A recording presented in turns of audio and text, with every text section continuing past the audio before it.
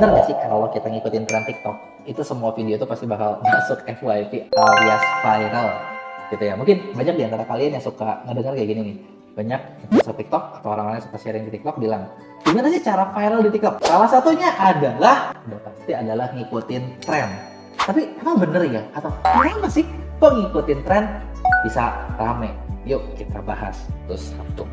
Yang pertama nih, bener gak sih setiap tren itu orang bakal viral? Sebenarnya gini, kalau ngomongin bener apa enggak, ini tuh nyambung banget dengan salah satu penjelasan dari yang dibikin dari CEO TikTok sendiri. Di mana CEO TikTok, Mr. Chu, itu pernah bahas kalau algoritma TikTok kayak gimana sih? Dia pernah bahas kayak gini.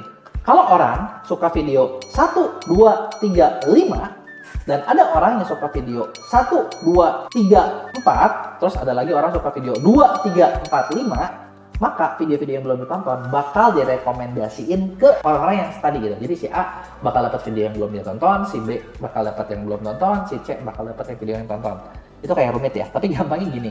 TikTok itu bakal nyariin, kalau lu dianggap suka sama konten jenis A, itu bakal dicariin konten yang mirip-mirip kayak gitu. Kebayang ya? Nah, terus apa hubungannya dengan tren? Ya hubungannya jelas banget. Contoh, katakanlah kita lagi ada di era tren Wes Anderson yang kayak gini nih.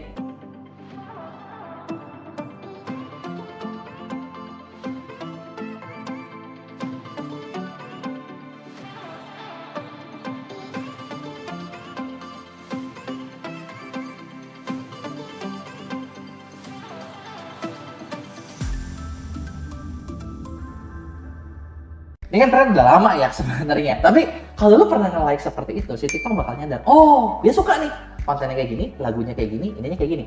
Maka TikTok bakal merekomendasikan konten-konten lain yang model seperti tadi. Coba deh, kalau nggak percaya kalian cobain aja. Lagi tren apa, lu lihat, pasti nggak tahu kenapa di FYP gitu semuanya. Bener ya? Bener ya? Ya karena kenapa ya? Karena dianggap mirip gitu loh.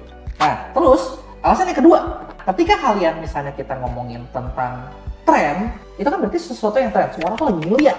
Jadi kalau kita ngikutin tren yang ada, tapi dengan catatan ya, harus dimiripin. Miripinnya gimana? Hampir semuanya, jadi cuma beda dikit doang. Gitu ya. Jadi dimiripin tuh ngomongin lagunya, hashtagnya, gaya tagnya, angle-nya, kalau bisa mirip. Bahkan gerakannya kalau bisa mirip dah. Jadi kayak copy paste banget gak sih?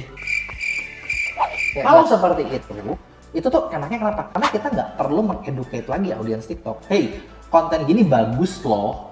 Kita nggak perlu mengedukasi lagi karena ya orang udah tahu itu bagus gitu loh. Cuman apakah setiap tren pasti viral? Ya belum tentu juga. Belum tentu kenapa? Ya tergantung kualitasnya kalian sendiri. Videonya sebagus apa nih? Semenarik apa nih? Karena yang namanya TikTok itu kan content distribution platform alias platform yang mendistribusikan konten. Di akhir yang penting adalah kualitas kontennya sendiri. Bagus nggak konten lo? Kalau konten lo bagus ya disebarin banyak. Kalau konten lo nggak bagus ya nggak akan disebarin kan. Nah meskipun nggak pasti, tapi gini, ini bakal jadi problem nih. Berarti kalau gua mau viral, apakah gua harus ngikutin tren terus? Karena kalau kita ngikutin tren terus, capek nggak sih? Kan kayaknya capek juga gitu, bener nggak?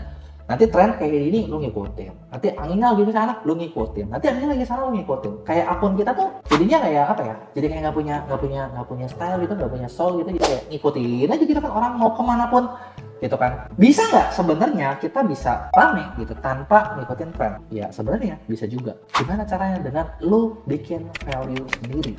Jadi kayak lu bikin konten yang relate sendiri, punya value sendiri. Jadi mau tren nggak tren ya orang rame-rame aja. Nah sebenarnya kalau konten bisa viral tanpa ngikutin tren ya pasti ya simple. Teman-teman perlu tahu dulu nih niche-nya tuh mau bikin kemana. Carilah satu niche atau satu masalah yang dimana orang tuh lebih banyak. Jadi banyak permintaan, banyak demand tentang konten kalian. Kalau niche-nya banyak, ya udah pasti kan kemungkinan orang itu bakal lihat juga makin tinggi. Bikinlah video kalian semenarik mungkin. Ada hook-nya. Kalau ada hook-nya tuh kan ya berarti orang tuh mau ngikutin.